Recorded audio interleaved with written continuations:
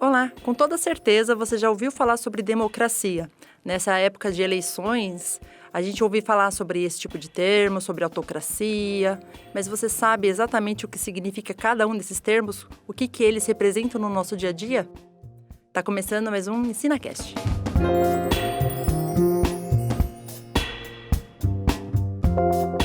O nosso convidado de hoje é o professor Luiz Guilherme Conce. Ele é professor de Teoria do Estado da Faculdade de Direito de São Bernardo e também da PUC. É isso, professor? É isso mesmo. Seja bem-vindo aqui ao EnsinaCast. Muito obrigado. Eu que agradeço pela sua presença e acho que é um tema importante a gente falar sobre ditadura, autocracia, né? Exatamente. Vamos começar do comecinho, então? Vamos lá. O que é ditadura? O que é democracia? Onde entra a ditadura nesse meio termo? O que é autocracia? É a mesma coisa? Tá.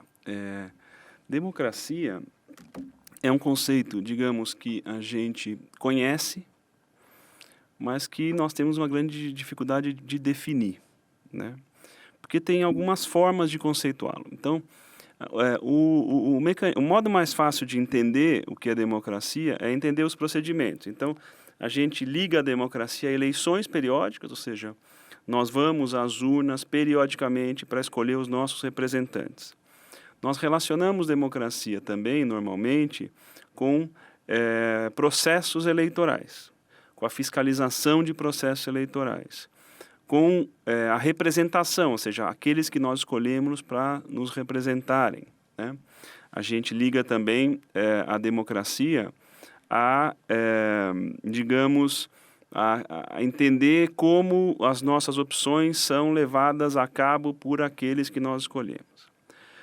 Mas a democracia também pode ser mais do que isso, né? Porque não existe uma democracia só com esses procedimentos. Nós precisamos, na verdade, que haja a proteção da liberdade de expressão, ou seja, que nós possamos dizer livremente o que nós pensamos, com limites, claro, mas que nós possamos manifestar as nossas vontades, as nossas ideias, na verdade, especialmente no campo da política, contra aqueles que estão no poder. É importante que nós possamos nos associar, ou seja, que haja partidos políticos, que haja ONGs e que haja ou sindicatos, que haja outras formas de representação também, né? É importante que nós possamos protestar, né, contra o que não nos satisfaz. É importante também, e por fim, que nós não sejamos oprimidos, né, para exercer esses direitos. Mas a democracia pode ser um pouco mais do que isso também, porque a democracia tem que ter alguns elementos que são sociais, ou seja, não há uma democracia sã, uma democracia saudável, se não há educação, se não há saúde, se não há moradia, ou seja, se não há o que nós chamamos de direitos econômicos, sociais e culturais, né? Se não se protege etnias, minorias religiosas, etc. Então, a democracia envolve, digamos, todos esses valores. Por outro lado, as autocracias, que podem ser entendidas como ditaduras, né, elas inclusive podem vir de processos democráticos, ou seja, elas podem ser levadas ao poder por procedimentos democráticos, mas quando no poder assumem um olhar a partir do qual a representação se dá num líder ou num grupo, e esse grupo é quem decide, né? Ou seja, aqueles valores a respeito dos quais eu falava agora, que são próprios da democracia, eles não existem nas autocracias ou nas ditaduras. Por quê? Porque nesses momentos, nós vivemos, as nossas vontades, na verdade, já não são mais veiculadas pelas nossas opções. São veiculadas em função de uma liderança ou de um grupo no poder, né? Então, essas seriam algumas diferenças, digamos, básicas para entender qual a relação entre democracia e autocracia. Os autocratas não chegam ao poder só através dos golpes, Não, né? não, eles podem chegar por eleições também, né? Eles podem, na verdade, fazer de um governo democrático um governo autocrático, né? Talvez um exemplo que nós conheçamos, digamos, na história constitucional brasileira, é o caso, por exemplo, da década de 30, né? Da própria ditadura Vargas, né? há toda uma discussão, claro, da chegada do Vargas ao poder, mas em 34 fez-se uma Constituição democrática e tal, mas em 37 ele assegura que ele só governe, fecha o Congresso. Então, essa é uma situação onde há, digamos, um odor de democracia, cheira a democracia, mas que se torna uma autocracia. Isso não é incomum, né? Pelo que eu estava lendo, isso é mais comum do que se imagina até, né, doutor? Pois é, hoje, no mundo, acredita-se que mais ou menos 25% da população viva o que nós chamamos de autocracias fechadas, né? Mas que... São mais rígidas? São mais rígidas, são onde não há, digamos, um respiro para a participação, etc. E há também algumas autocracias que são um pouco mais abertas, mas que, na verdade, os processos, quando existem, né, são processos manipulados, são processos que se voltam para o grupo no poder. Então, nós podemos dizer que são tudo, menos democracias. Que é o que acontece na Rússia, então, por exemplo. É o que acontece na Rússia, né? É o que acontece na Hungria, é o que acontece na Polônia, né? É o que acontece agora em El Salvador, é o que está acontecendo na Nicarágua. Em todos esses lugares, nós não temos mais processos de escolha democrática, né? Já não temos mais imprensa livre, já não temos mais liberdade de protesto, ou seja, esses valores democráticos já estão corroídos. E tem como a gente saber quais são os sinais que, num primeiro momento, ele é candidato, né? E depois ele se torna um autocrata? Como que a gente... Tem como saber. A gente diz que nós vivemos uma época que já não é mais uma época de golpes, né? A gente percebe que, em que pese a existência ainda de alguns golpes, se a gente pensar, por exemplo, na América Latina, o que nós temos visto é um processo que a gente chama de erosão democrática. O que é erosão democrática? É um processo lento, né, que vai ocorrendo paulatinamente, aos poucos, né? Muitas vezes a gente não consegue percebê-lo no momento em que ele está acontecendo. Nós temos divergências muitas vezes entre nós, a gente na verdade, vê esse processo de modos distintos, mas vai haver um momento que nós vamos olhar para trás e dizer, olha, a situação hoje é uma situação muito diferente daquela que nós vivíamos em determinado momento. Como nós vamos percebendo isso? Nós vamos percebendo, por exemplo, quando uma liderança impõe-se contra uma imprensa livre. Então, veicula seguidamente a informação de que a imprensa é manipulada, de que a imprensa é desnecessária, de que a imprensa defende os interesses de uma elite, de que a imprensa, consequentemente, não serve para aquele lugar, né? Com isso, numa era de redes sociais, de troca de informações no momento, pretende-se substituir essa intermediação que é feita pela imprensa, porque a imprensa, na verdade, funciona para intermediar a relação entre nós, né, e o Estado mesmo, né?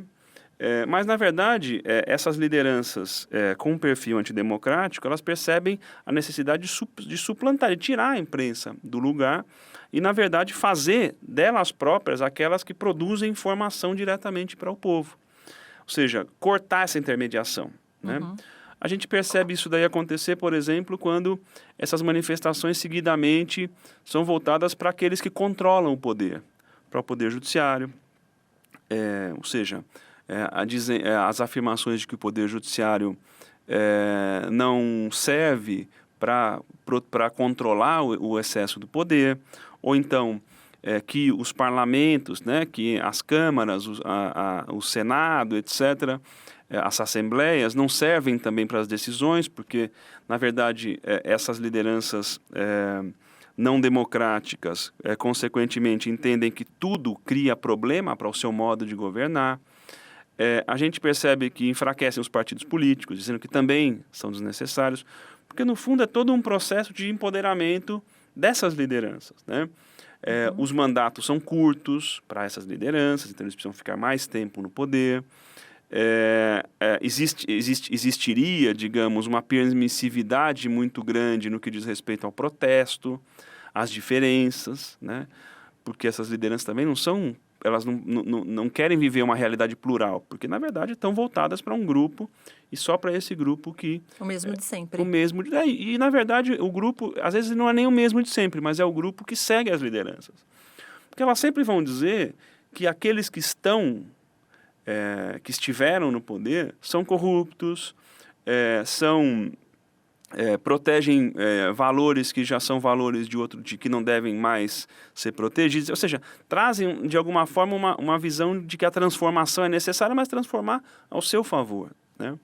Então, quando nós vemos essa deterioração no que diz respeito à imprensa, aos partidos, à polícia, ao poder judiciário, às universidades, né? As universidades são sempre um foco de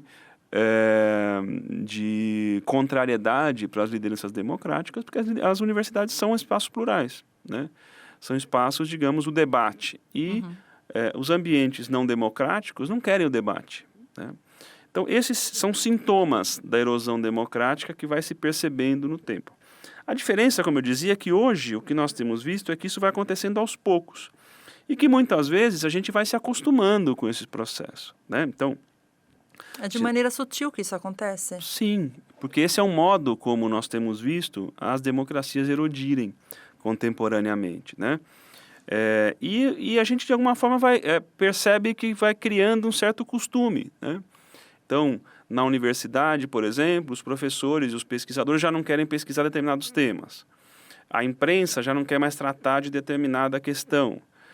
O poder judiciário já não quer entrar em rota de colisão com o poder político. Então, vai se criando todo um sistema, todo um conjunto de amarras mesmo, para que esses atores fiquem cada vez mais enfraquecidos e que essa liderança fique cada vez mais fortalecida. Porque, no fundo, e essa é uma diferença do tempo que nós vivemos também, que a gente tem que reiterar, né? Elas já não se voltam mais para acabar com as eleições. Elas se voltam para controlar as eleições, para controlar os órgãos que têm a função de fiscalizar as eleições, mas manter eleições é um padrão também, ainda que essas eleições já não sejam eleições livres mais, né? Então, isso é uma diferença, né, do que nós vimos anteriormente, por exemplo, na América Latina, com os golpes militares e outras formas. Eles já não ocorrem mais, ou ocorrem de outro modo, né? Essas lideranças muitas vezes também cooptam as forças militares. Isso é o que nós estamos vendo em El Salvador, que nós estamos vendo no Brasil e em alguns lugares.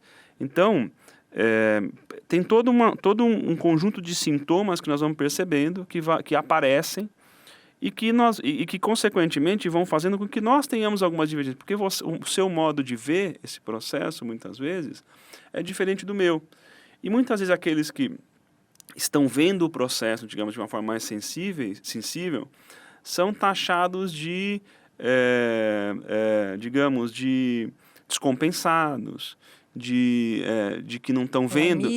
Alarmista. Então, a gente vai percebendo como esse processo vai acontecendo. Claro, quem estuda isso, né, percebe com mais facilidade. Agora, quem não vive disso, percebe de alguma forma que vai percebendo muito aos poucos. Percebe. Já fica muito tarde também, né? Às vezes fica tarde, né? Eu acho que o que nós estamos vendo aí nas últimas semanas, as manifestações, mostram que está ficando tarde, né? Porque manifestações de produzir uma população armada, de força para os militares, etc., a gente olha para trás e vê que há 10, 15, 20 anos, esses eram temas que nós não discutíamos. Então, é um processo, como eu disse, que é paulatino e, como você diz, quando nós olhamos para trás, a gente percebe que essa erosão aconteceu. Eu ia deixar essa pergunta mais para o final, Tá. Para falar sobre como o senhor vê a democracia hoje no Brasil, mas todos esses exemplos é muito claramente do que a gente está vivendo hoje. Né? Qual a importância da gente pensar bem num segundo mandato, né, que esse processo acontece aos poucos, num segundo mandato, em países que acontecem o terceiro, o quarto, sei lá, depois disso? O que a gente tem que pensar antes da gente fazer nosso voto? Tá. Isso é algo que está bastante bem documentado, né?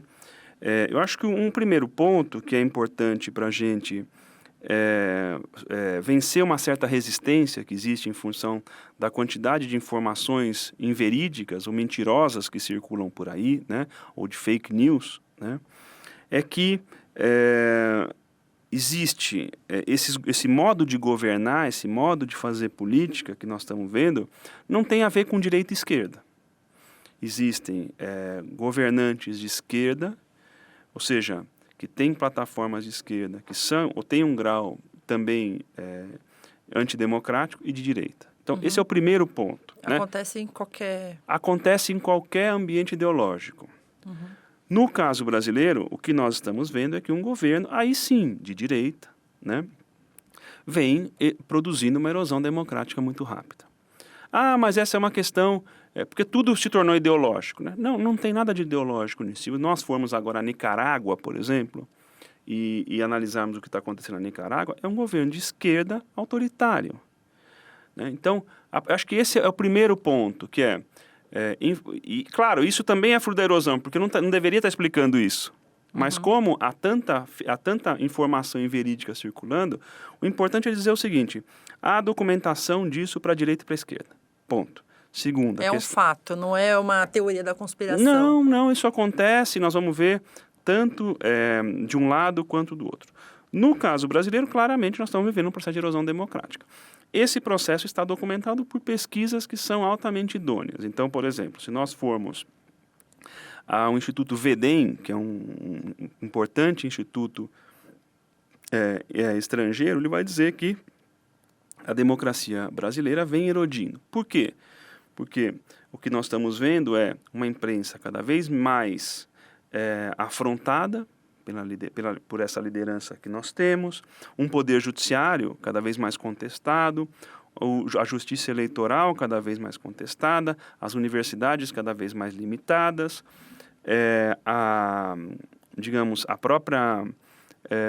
as Forças Armadas cooptadas, né? Então, eu acho que esse cenário é um cenário que nós podemos ver em outros lugares, e repito, que não depende de ideologias. O ponto seguinte quais são os efeitos desse processo. Isso também está documentado, por exemplo, tem uma pesquisa muito legal do Instituto Tony Blair, onde fica claro que governos com esse perfil, que nós chamamos de governos populistas, eles tendem a durar mais. Por várias razões. Claro, porque ao erodir a democracia, eles tomam conta dos processos eleitorais. Então, há uma tendência de que esses governos fiquem em poder por mais tempo. Além disso, há também uma tendência que é numérica de que a saída do poder seja traumática. Então, pode sair por prisão, por outras formas mais traumáticas, e não simplesmente a transição do poder natural. E, agora respondendo a sua pergunta mais diretamente, que a partir do segundo mandato, esses governos aprofundam o seu viés autoritário. Então, constroem no primeiro e aprofundam no segundo. Muitos deles vão chegar a um terceiro ou a um quarto, né? E são muitos os exemplos. Acho que a Rússia é um exemplo, a Nicarágua é um exemplo, a Venezuela é um exemplo. E eu cito esses casos justamente porque nós estamos falando de governos de direita e de esquerda, né? Dizer que o governo russo é de esquerda não faz o menor sentido. Agora, a Venezuela tem uma tendência de esquerda, a Nicarágua tem uma tendência de esquerda, e a Rússia de direita. Então, é muito importante que nessa época a gente perceba claramente que a polarização que se produz na política, ela não é um problema per se. O problema mesmo é a intolerância. Ou seja, se metade da população carrega determinados interesses e metade outro, isso não é um problema. O problema é como gestionar os conflitos. E o que nós estamos vendo acontecer é que os conflitos aumentam, né, a cada dia. Isso é um risco muito grande do que nós vivemos, me parece. Eu acho que o termo erosão, acho que é super... casa direitinho, né? Eu acho que ele explica bem o que a gente está vendo em vários lugares. Essas pesquisas estão mostrando que nós temos aumentado o número de o que a gente chama de democracia eleitoral, que são democracias cuja proteção daqueles valores é muito limitada, mas continua a fazer eleições, a ter partidos, etc. E depois disso nós temos visto democracias eleitorais caminhando para autocracias. Então, se a gente olhar o todo está mostrando um avanço, digamos, de um ambiente menos democrático. Eu acho que tem alguns dados que são interessantes também. Então, tem um instituto que está sediado no Chile, que é o Latinobarômetro, né? Ele faz uma análise a cada 2 anos da América Latina, que é a nossa região, apesar de muitos não acharem isso, é a nossa região, nós não somos europeus, nós somos latino-americanos, né? Então, não adianta você me dizer a sua origem, eu dizer que os meus avós são italianos, isso não importa. O que importa é que nós somos um país sediado na América Latina com todos os problemas latino-americanos e não com problemas europeus. Esse instituto tem mostrado dados muito impressionantes. Então, por exemplo, nós temos visto desde 2010 uma queda em algumas análises de confiança muito importantes. Então, por exemplo, temos visto que a sensação, isso se aprofunda num grupo mais de jovens, de que a democracia não é necessária, está aumentando.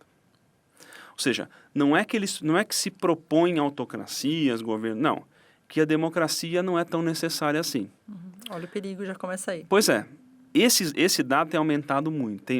Digamos, essa confiança na democracia tem diminuído.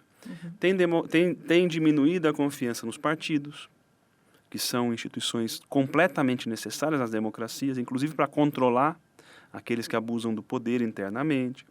Uma queda de confiança nos governos, nos parlamentos. Então, esse processo vem sendo bem retratado. O que acontece no Brasil não é só no Brasil. Não, muito pelo contrário. Os dados brasileiros, nessas pesquisas, as últimas pesquisas, mostram um agravamento mais rápido. E, então, quando analisa, por exemplo, confiança nos partidos, os brasileiros, comparando com os latino-americanos, estão bem lá embaixo. Confiança no Congresso, a mesma coisa. Mas tem um dado, além desses, que me impressiona muito, que é o que nós chamamos de confiança interpessoal, ou seja, o quanto nós confiamos uns nos outros. Porque não existe uma sociedade, digamos, saudável se não existe um mínimo de confiança. E nesse dado, o caso brasileiro é muito impressionante. Apesar de nós vendermos essa imagem, né, da simpatia, da amizade, etc., nós brasileiros estamos em último lugar no que diz respeito à confiança interpessoal. Na pesquisa de 2018, só 6% dos brasileiros diziam confiarem uns nos outros. Caramba. É um dado assustador. Se você vive numa população de mais de 200 milhões de pessoas, isso é muita gente. É um dado assustador, porque como é possível uma sociedade que seja sã se não existe um mínimo de confiança interpessoal? Exatamente. Então, não é só confiança nas instituições, é confiança um no outro. Acho que tem muitas razões para isso, mas esses são dados que têm mostrado, digamos, que a confiança na democracia vem caindo vertiginosamente. E qual que é o perigo, professor, dos extremos, extrema-direita, extrema-esquerda, nesse processo todo? Que em muito se confundem, né? O perigo é que esses extremos, eles são antissistêmicos. Então, o que é isso? Eles propõem uma transformação do que existe sempre. Então, para esses extremos, todas as instituições, por exemplo, estão dominadas por uma elite. Né? E vão criar essas elites. Às vezes vão dizer, essa elite é internacional, elite econômica, elite intelectual. Eles criam as suas elites. Então, eles têm, de alguma forma, muito entre aspas, um espírito revolucionário, que nós precisamos substituir tudo que está aí. Porque o que está aí não serve. Não está funcionando. Não está funcionando. Mas o que vão fazer é substituir pelo seu, pelo deles. Né? Dos dois lados. Porque eles são antissistêmicos e são antiplurais também. Porque o que eles não querem é que haja pluralidade, que haja diferença, que haja tolerância, que haja respeito, etc. O risco de quando esses, digamos, elementos chegam ao poder, né, que é o que nós estamos vendo acontecer em alguns países, como no Brasil, na Venezuela, etc., é que quando se detém um poder político alargado, eles capturam as instituições. Então, as eleições já não vão mais existir, digamos, de forma livre. Os partidos políticos já não vão mais servir para controlar o poder. A imprensa vai estar dominada. As universidades só terão aqueles que estão ligados ao governo. O poder judiciário vai ser enfraquecido, né? Por isso que eu acabei de escrever um texto, né, monografia, que é uma tese de livre docência, e eu fiz uma pesquisa na América Latina. Eu analiso 9 casos desde a redemocratização da década de 80. Então, são 3 casos na década de 90, Fujimori no Peru, Menem na Argentina e Menem na Argentina, tem um pouco do Collor. Depois eu analiso Chaves, Maduro,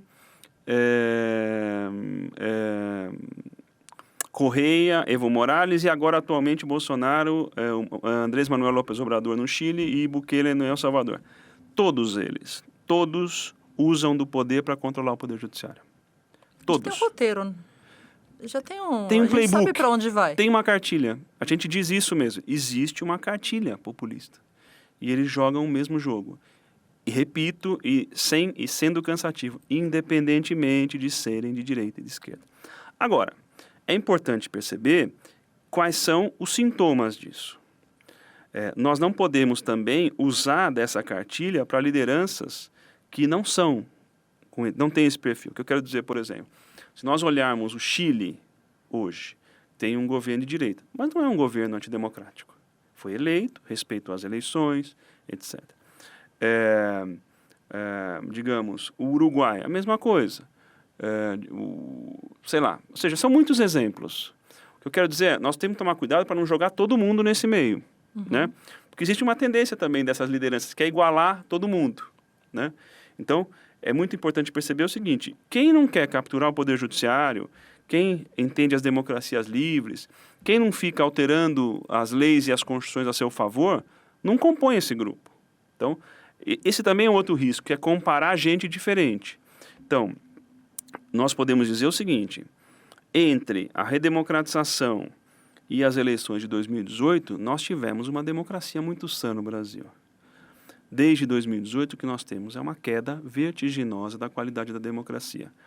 Não me importa quem é a liderança, e você percebe que nem o nome eu digo, né? Mas esses são dados que estão em diversas pesquisas. Pesquisas produzidas por institutos, digamos, mais progressistas, mais conservadores, mas que mostram o mesmo caminhar. Então, a gente está vendo também, o senhor está dando exemplos internacionais dessas pesquisas, não só aqui para falar que estão influenciadas. Exatamente. Então, ou seja, é exatamente isso. É importante perceber o seguinte, existe um cenário internacional, existe um cenário doméstico. O que acontece no Brasil não acontece só no Brasil, mas acontece. Né? Está acontecendo. Exatamente. Está acontecendo. É isso. Professor, e agora fica aquela dúvida, o que a gente faz daqui para frente? Porque a gente tem aí 2 principais candidatos à presidência da República. Agora, em outubro, a gente vai às urnas. Um de direita, um de esquerda. Os 2 têm acusações sérias contra eles. Né? Um que está no poder agora, outro que esteve recentemente. O que a gente faz? Eu acho assim, primeiro, o que nós precisamos é entender que nós precisamos da política. Nós não podemos viver num mundo onde as pessoas continuem a acreditar que não viver a política é bom. Ou seja, eu não me meto em política, não falo sobre política, eu não quero saber de política. Não dá para viver num mundo desse jeito. Ou seja, todo mundo tem que entender, todo mundo tem que se interessar, porque isso diz respeito à sua própria vida. Quanto mais pessoas abandonam o interesse pela política, mais fica fácil de que as democracias venham erodir. Esse é o primeiro ponto. Antigamente a gente falava que em política, casamento dos outros, futebol, religião, a gente não... Não, a gente tem que se meter na política. A gente precisa se meter mesmo, porque são as nossas opiniões. Se você pensa diferente de mim, o importante é que eu te tolere e você me tolere. Nós vamos discutir? Nós vamos discutir. Só que tolerância é a palavra-chave para a gente conviver, não é abandonar a política. Então, a questão é, não vai ser o Poder Judiciário que vai resolver esse problema, não vai ser o Ministério Público, não vai ser a Igreja, tudo isso é política. Todo mundo precisa dela, todo mundo precisa. Então, a primeira questão que nós precisamos é entender que sem política não tem saída, queiramos ou não. Primeiro ponto. Segundo ponto, eu acho que nós precisamos comparar as coisas. Existe uma tendência muito real nesse momento de comparar pessoas diferentes.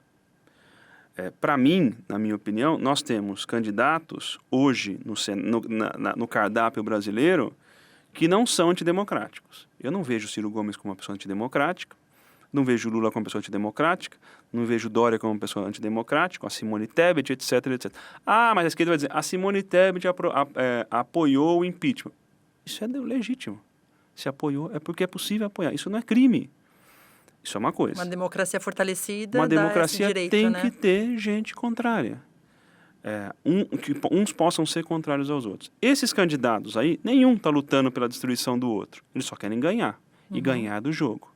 Agora, por outro lado, o candidato de extrema-direita que nós temos está lutando para destruir a democracia brasileira. Aqueles outros candidatos, nenhum propõe a destruição da democracia brasileira. Propõe modos de governar distintos. Um quer mais Estado, outro quer menos Estado, um quer mais tributo, outro quer menos tributo, um quer mais direitos para minorias, digamos, outro menos direitos para as minorias. Isso é legítimo. Por outro lado, nós temos um candidato que quer destruir a oposição, destruir o poder judiciário, destruir a imprensa, destruir as universidades. Porque é isso. Porque não tolera. Nós não podemos igualar essas pessoas. Nós temos um conjunto de candidatos que faz campanhas de índole democrática. Todos eles já se mostraram na vida pública respeitar as instituições. Todos eles já mostraram que não estão aí para destruir as instituições. E alguns deles já tiveram poder para isso. Podiam ter feito e não fizeram. E nós temos um candidato que está paulatinamente propondo a destruição das instituições que servem justamente para controlar essas lideranças. Eu acho que um ponto importante é não comparar o incomparável. Existe todo um leque de pessoas de um lado e existe um outro candidato separado dos demais. O que nós podemos fazer? Votar. O que nós podemos fazer? Conversar. O que nós podemos fazer? Entender o que está acontecendo. O que nós podemos fazer? Capilarizar, como a gente conversava, as informações. Por isso é tão importante falar dessas coisas. E, mais ainda, o que nós podemos fazer é tentar olhar o que está acontecendo, e eu sei que é difícil, de um modo mais, digamos, racional. Né? Entender o seguinte, que nesse processo e nessa realidade que nós vivemos, existe toda uma capacidade, todo um conhecimento para informar de forma errada que é difícil de controle. Né? E isso tem muita literatura, como engaja, como uma mentira pode engajar, como ela vai sendo reconformada, etc. Né? Nós já vimos muitas delas. As fake news. Isso. A mentira, ela não é um problema. A mentira na política existe desde que a política existe. A mentira entre nós existe desde que nós existimos. Fake news não é só mentira. Fake news é a utilização da mentira de forma estratégica para enganar e conseguir o poder. Então, fake news não é mera mentira. Né? Ou seja, você usa uma estrutura profissionalizada para convencer a partir da mentira. Existe, inclusive, um livro muito legal aí do Finkelstein sobre a mentira na política, a mentira fascista. Então, é isso. Acho que esses são alguns modos. Está sinalizando ali. Nosso tempo está acabando. E aí eu queria perguntar o que a gente faz para fortalecer a democracia? Qual que é o nosso papel para fortalecer isso? Muito bem. Participar. Eu acho que o principal modo de fortalecer a democracia é participar. Participar de verdade, né? De verdade. Nós precisamos participar da vida pública, nós precisamos participar dos debates. Então, a gente precisa entender que participar dos partidos, participar dos grêmios, participar das associações. Isso é essencial, porque não existe democracia com todo mundo isolado em casa no celular. Não existe. Uma democracia de qualidade. Isso, na verdade, é o que aqueles são antidemocráticos querem, que todos estejam em casa se informando com essas fake news que são divulgadas. É o melhor cenário para destruir a democracia. A segunda questão é escolher. Né? Ou seja, entender que os processos eleitorais são importantes para a nossa vida. Né? Então, se você acha que o Estado é um problema, se você acha que o Estado tem que ficar menor, se você acha que a tributação é muito alta, que você tem que conseguir as coisas pelo seu esforço próprio, que o Estado não tem que te fornecer, muito bem, você é um liberal, então vote nos candidatos liberais. Se você acha que o Estado tem que ajudar, que o Estado tem que fomentar a pequena empresa, que o Estado tem que fomentar, oferecer, digamos, educação pública, saúde pública, etc., tem os candidatos de centro-esquerda e centro-direita. A questão é entender onde está o seu espaço. É isso. O pior que pode acontecer é justamente a gente não participar. E achar, isso é todo mundo é igual. Não é todo mundo igual. Eu acho que esse é um ponto essencial. Essa era uma outra pergunta. Político não é tudo igual. Não é tudo igual e, assim, tem muita gente boa, muita gente honesta, né?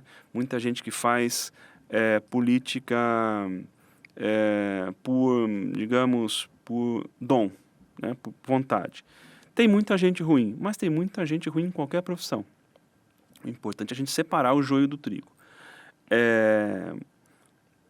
Escolher, debater, né?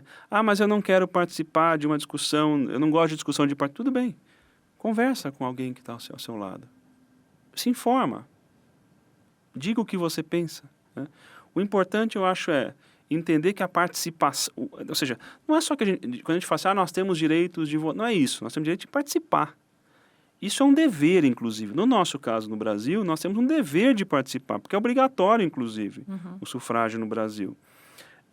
Ou seja, o que nós podemos fazer é isso, é participar, no mínimo, porque como é que a gente pode dizer dos problemas se nós não participamos, né? Do nosso modo, mas todos nós precisamos participar. A gente falar que vai votar, apertar os botõezinhos ali, não é ser... Não está fazendo a lição de casa, né? A gente precisa estudar, a gente precisa se interessar, né? A gente precisa se informar, né? Ou seja, acho que os exemplos que eu dei mostram que as eleições não significam né? Ou seja, ter eleições não significa que se vive em democracia, né? Professor, muito obrigada pela sua participação. Eu tenho certeza que vai ajudar muita gente que está na dúvida. Abriu os olhos, eu tenho certeza que abriu o olho. Obrigada, viu? Agradeço. Esse foi o EnsinaCast. Nosso tema de hoje foi democracia e autocracia. É parte fundamental, como você viu aqui, para as eleições, para a nossa vivência em comunidade, né? O futuro do nosso país depende de mim, depende de você, depende de todo mundo. Informação é primordial para isso. Fique de olho nas nossas pautas, nos nossos novos episódios, que vai ter muito conteúdo parecido. Até lá!